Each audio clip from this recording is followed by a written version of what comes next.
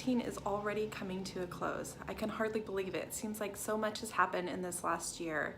And so today I want to talk about the top 10 blog posts that we had this year at happywithbaby.com. The thing that we found when reviewing all of the blog posts is that there were 3 common themes that the readers seemed to connect to. One of those was time management, one was navigating their relationships, and the third one was taking care of themselves.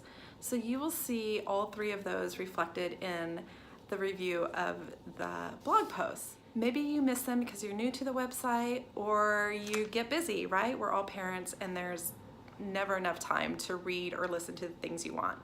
So the exciting thing was this year we added a lot more video blogs. So if you're not able to listen to the video blog, you can also read the transcripts that are always included with each video. So number 10 most popular blog this year was, are you spending enough time with your kids? Now I did this blog because I get that question or concern a lot from parents, so I wanted to make sure that I addressed it. In the video, I discuss the study that talks about quality over quantity, and I also share why it's so important that we do recharge as parents so that we can spend the best time with our children. Number 9 was 3 self-care tips that all moms need to hear. In this blog, I talk about 3 self-care tips that all moms need to take and how just doing these small things can make a huge difference. And the best part about it is that they don't really take up much time. In fact, sometimes they help make more time in your day. This year I did a couple how-to videos, was kind of fun, and so that's what the next 2 are. So number 8 was how to use Google Calendars to help you connect with your partner. And the thing in this video is it doesn't have to be a Google Calendar, but how you and your partner can join your calendars to make sure that you guys have more time for yourself, for each other, and then of course also as a family. I talk about ways to manage your check-ins and the exact method that I use with my husband on a regular basis. Plus, there's a free download, so you should definitely check that out. And number 7 was how to manage your to-do list like a boss, even with a new baby at home. I talk about ways to stay on your to-do list even as life gets crazier, and also tips on how to delegate those things. And also how to get the support you need on the tasks that you do struggle with. And number 6 is definitely a good one and probably even will come in handy now if you haven't already checked it out. Number 6 is surviving sick days with a baby or a toddler. How knowing your limits helps empower you to make the best choices for your family. Why you definitely need a support squad and how to get one. And the most important thing you need when your little one is sick to help you get through it easier. So check it out because I know it's definitely that time of year again. And number 5 is when you're a mom and she isn't. This was definitely a fun one for me to do because I talked to some of my friends that aren't moms to get their input on this. So I talk about why you need them and they need us, how to actually keep her in your life when you do have a small child, and how to ask for the things that you need in that relationship.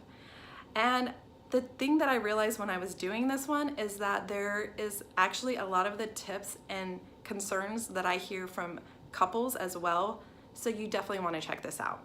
Number 4 is tips for surviving mom groups on Facebook. Now I did this because this is an issue that I hear so often in my practice here in Sacramento. And I also see concerns raised in other Facebook groups. So I talk about why they can be the perfect storm and how we can do better. I also talk about what you need to ask yourself before you post a comment or make a post on Facebook. And I also talk about ways to make Facebook groups a better experience for you and what to do when they fail you. So you definitely should check it out because I know that's a big way that many of us make connections with other moms. And you also want to check out another post that I did when I interviewed Dr. Jacqueline Shoemaker Holmes. She is an amazing person and I had so much fun when I interviewed her. And we talk a lot about creating community because she herself runs a super awesome Facebook group online. So check that one out too. And the number 3 post was making time to connect with your partner. Now, I could talk about that subject all day long and every day, and I have a lot of posts about it. But in this video, I talk about how to make time for your partner even when you're busy. And I know most of us are really busy. And I discuss the difference between a weekly check-in and date night and why you need to have both of them. And I also talk about the telltale sign that you need to schedule a date night pronto. Plus, there's another free download, so you should definitely check that one out if you haven't already. And my number 2 post this year was actually an interview I did with Quentin Hefner, who is a therapist in Southern California, and it was super fun. In fact, we did 2 different interviews because we got cut off the first time. And it was super fun, where I asked him a lot of questions I hear from moms and posed it to him as not only as a therapist, but also a dad. And you guys, he just recently released his book, The Black Belt Husband, which is excellent, at least the beginning that I've already started reading. So you should check him out, check out this interview, and if you need to get a good gift for your husband, I would check out the book as well. And the number 1 post this year was Moms Deserve Better, resources for moms with postpartum depression and anxiety. This was one of my very first posts of the year, and it was my response to a viral post on Facebook from a mom here in Sacramento, California, who had gone to see her doctor, and as a result of sharing the symptoms that she had been having and experiencing with postpartum depression and anxiety, they called the police. What she experienced was heartbreaking. But what I hope comes out of it is that others are aware that there are resources and there is help, and it's just knowing where to look and where to get it. So I put together a list of resources, of both phone numbers and websites to get you started. And of course, if you ever need help finding resources in your area, please reach out to someone via postpartum.net. They have a list of providers and resources on their website, or you could always send me a message or give me a call, and I'd be happy to help direct you in the right location, because you definitely do not have to suffer alone. I had so much fun this year with my videos and my blog posts, and I had a lot of great interviews, and I spoke to some amazing people this year, and I can't wait for the things that we have planned in the new year.